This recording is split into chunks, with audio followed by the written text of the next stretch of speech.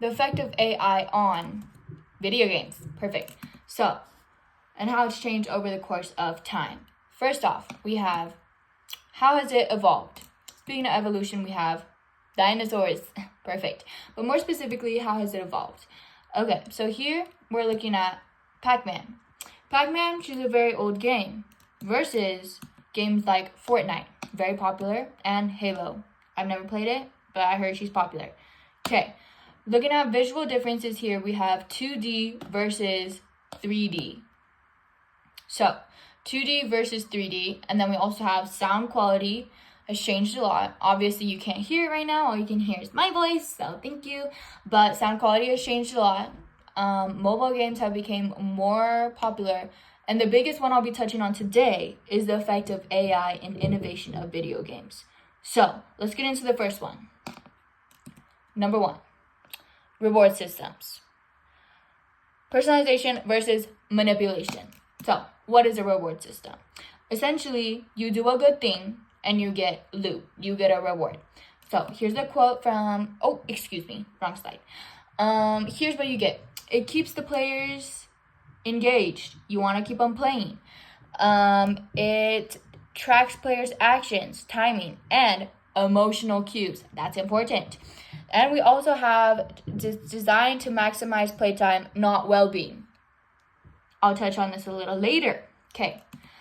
Now, here's a quote. I'll read it real quick. So sorry. It's, as AI algorithms learn and adapt to the player's behavior, they can create a more compelling and engaging gaming experience. However, this can also lead to the players becoming too absorbed in their game and neglect other aspects of their lives. I kind of freeballed the last part of that, but I just thought it was kind of important. This is from one of my sources, Period Fat Slay. Oh, excuse me. Microphone fell down. First off, let me show y'all the Clash Royale example. Okay, so as an avid clasher, let me show y'all this. So, when I first click on Clash Royale, the first thing that pops up, let's see if she loads. Okay, here's the first thing that pops up, something that says claim a reward. You go in there and you can collect it. If you, inventory full. Okay, hold on. Okay, ignore that, I'm broke. Okay, you can go here. You can claim different boxes. Look at this. And it wants you to claim these items. You get money for it. You get gold for it. Now, let's go to the most important thing here. It's called trophies. When you play a battle, you get trophies. When you lose trophies. So, you want to play more battles so you gain more trophies, so you can have a higher trophy number, so you can claim more awards. However, this makes it more addictive because what you're essentially doing is you're becoming more addicted to the game. You're playing more games to win more trophies so that you can be better than all of your friends. This isn't making you a better player, it's making you more addicted to the game. Now, final quote here. We have AI-driven reward systems aren't just responding to the player. They're shaping the player. Bars. You are not your own person anymore. You are addicted to video games. Next, we have adaptive difficulty. I'm going to be talking about something called the bandage. Is that it? The rubber band AI. Essentially, this is from an article called Wayline article, and it's called Ethical Minefield of AI-Driven Difficulty. So, best way I can describe this is the Mario Kart example. Looking at this GIF here, we can see that they're really close to the finish line, but then they get hit by a red shell, and the teammate or bot passes them and wins first place over them, or whatever place on top of them. So, this is something called adaptive difficulty. People think that these things are just random or by chance. No, AI is playing with your emotional well-being and is wanting you to get all riled up here, get frustrated, and to keep playing the game. Always keep playing the game. Okay, so you're close to the finish line and you haven't passed. It's changing it so it keeps it difficult for you, but obtainable enough so you'll keep playing. So, once again, keep players engaged. Number 1, that's very important. Number 2, the golden zone. This is from also one of my sources, which will be cited at the end. Close enough to feel challenged, but not far enough to give up. Bars. I feel like that's pretty straightforward. Moving on. We have data collection and targeted design. Personalization at the cost of privacy. Emphasis on cost, which I'll be talking about a little later. Here we go. Constant data collection. They look at what you click, what you're playing, how many breaths you take, literally everything. And they're looking at your emotional response to their game. They want you hooked. So, how does this relate to AI? So, this is how it happens. First off, you get into a losing streak. Maybe you suck ass at your game, okay? Losing streak. Obviously, you're losing, you're freaking frustrated, like this girl right here. AI uses this frustration to mess with you, okay? So, then, when you're frustrated, when you're losing, randomly, something will pop up, and you'll be like, oh, what is that? This is the pop-up. Now, let me show you a little detailed. This is said pop-up. As you can see here, you're out of lives. Boo-hoo, unfortunate.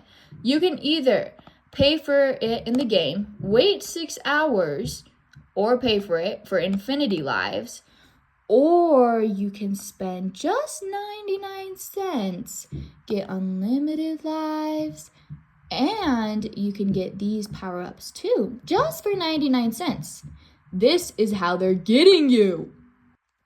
So, they think they can manipulate you into spending quick money, into putting money into the game. But if you think about it, how many people have you seen playing Candy Crush? How many mothers have you seen playing Candy Crush? So if all those mothers are spending 99 cents on that, and there's a million mothers, that's a lot of money going into the company's hand. And AI generates this whole process into how they want you to spend money on their game. Which leads us to another fantastic quote. Here we are. It's an ethical issue too, because they're using this data to play with you. So the player doesn't control the experience, the system does, often to minimize engagement of spending. Maximize. So, once again, they want you to spend their money. They think they can manipulate you. Are you manipulatable? I don't know. I hope you learned this from this today. So, why is it an ethical issue? These are just some questions that some people ask of how or why it's an ethical issue. I think personally that people should be able to opt out of options to give their data in. However, a lot of companies don't allow that just to keep players hooked. Now, I keep talking about keeping players hooked. Let's talk about my conclusion, counter arguments, and final remarks. So, counter arguments. Give me a second. So, here's a better angle of the counter arguments. First off, one might argue that rewards make games more fun. And when I say one in this situation, I'm talking about video game companies or people who benefit off of people becoming addicted to video games. So, rewards make games more fun. No, it just makes shit more addictive. And just like drugs, they can be fun in the beginning and then you're caught. According to the Consumer Policy Journal, it shows that reward timing can trigger impulses at moments when players are least likely to stop. So, if they think you're least likely to stop, they'll give the reward then. They'll keep giving rewards until you're completely hooked. Next, adapted difficulty makes games fairer for everyone. They, as in the video game companies, claim, quote, it helps beginners succeed and keeps advanced players challenged. Well, that's literally exactly it. It's used to hook players in the beginning, and then once they're hooked, it increases difficulty and increases frustration, which I talked about back here. The frustration leads to spending the money. AI works this whole timeline. Next. Next, companies use data to improve the game, not to harm players. Incorrect. The Consumer Policy Journal again reveals the opposite. Data is also used for microtransaction targeting during moments of frustration or emotional weakness. That's not improvement. That's exploitation. Now that's a bar. That's truly a bar. Okay, so this whole time, I've just kept saying that it just keeps players engaged. Why is this bad? So, when you play video games a lot, it can essentially take over your autonomy. Sorry, English is not my first language. Hold on, let me cook, wait. Okay, I guess I was saying it right. Autonomy. So, essentially, when AI takes over how you play a game and how it forces you to keep playing, it takes away your right and your brain power and your ability to choose when to stop. And it can also take over your life. It can affect relationships, platonic or romantic, and it can involve work, it can involve hobbies. If you're addicted to these games through the ways AI has addicted you, which I talked about earlier, then it can take over your life, and that's why it's negative. The work that AI has done in innovating video games is negative. And third and finally, it's a financial risk.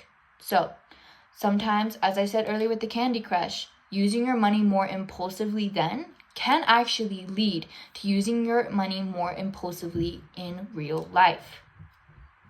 So even if you're not using real money to pay for your games, if you're using fake game money to pay for like cards or different characters within a game, using that money free willy-nilly can directly correlate to using your money in real life. There's a study of this.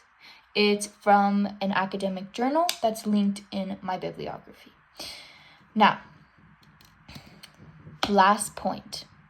As I said before, AI has negatively affected how video games are ran because of reward systems, adaptive difficulty, data collection, and targeted design. These three things have been added by AI and have ruined the gaming world and ruined society. Okay, and here's our works cited. Here's first page, second page, and then here's some image creds for all the GIFs and whatnot, so I don't get copyrighted. Thank you guys so much for watching, and I'll be back next week. Thank you.